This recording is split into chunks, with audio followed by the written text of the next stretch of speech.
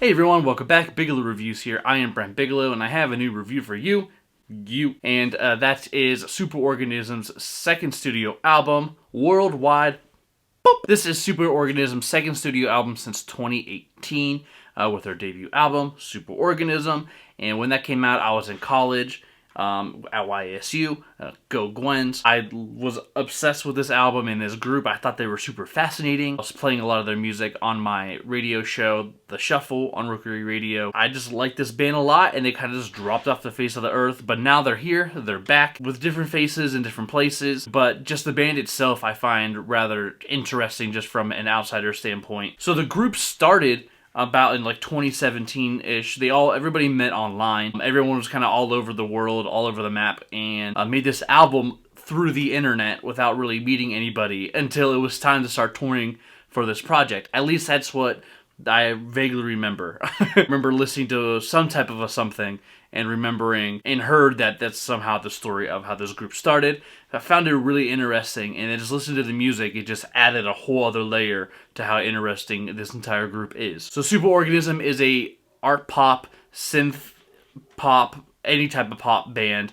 but with a really odd layer of just absurdity, having like a bunch of different layerings of conversation pieces, just a lot of noise coming at you. Sometimes it could be overwhelming. Where I think the first album where it came out, it was kind of its new thing. It was kind of fresh. It was kind of new. So listening to those songs wasn't that much of a pain or a headache. Where there's a few songs off that album that I really did enjoy. Songs like Everybody Wants to Be Famous, Something for Your Mind, and the Prawn Song. Those three off that debut album were some of my favorite songs. I would play those on my show constantly. But when it comes to worldwide pop, the band kind of sticks to their guns and sometimes even level up with some of the absurdity on their music. And a lot of those tracks on here really just kind of make me a little nauseous and give me kind of a headache. Some of the songs on this album that could be are the perfect examples of it being overwhelming. You have Black Hole Baby, which is a rather decent track, a little tongue-in-cheek, and has reviews of people's thoughts of their debut album, talk about how great they are and all these little snippets of everything. It's just with these massive explosions all the way through all the tracks, it could just be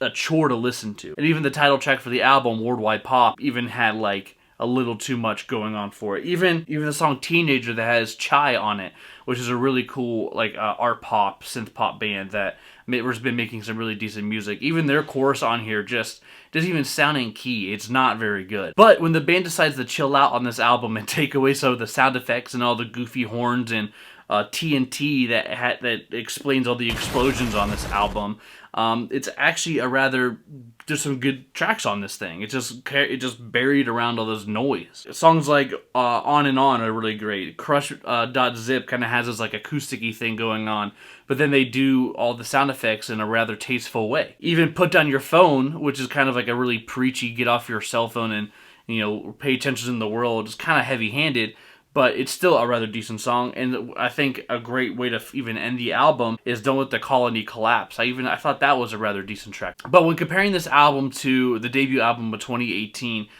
you could tell that the band's kind of doing the same thing as they were before. Some of the songs I actually like on here, compared to the other ones, actually going to have the band trying some different sounds and different styles, especially with the Crush.zip song, which has like I said, a little bit of an acoustic-y thing coming. But a lot of these really hectic and crazy songs just feel cranked up and dialed up, where it's just too much. It's a little overwhelming to listen to. I think the different styles and different sounds on here are rather great.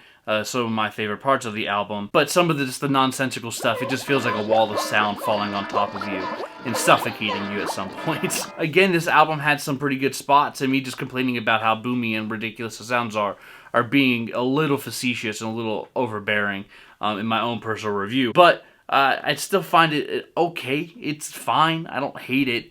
But I definitely don't like it, but I'm feeling like a score of 52 on this project. But what do you think? Put your scores down in the comment section below. Make sure you make sure you like, share, and subscribe to this channel. Share this video, all that good stuff. And I will see you guys in the next video. Biggie out.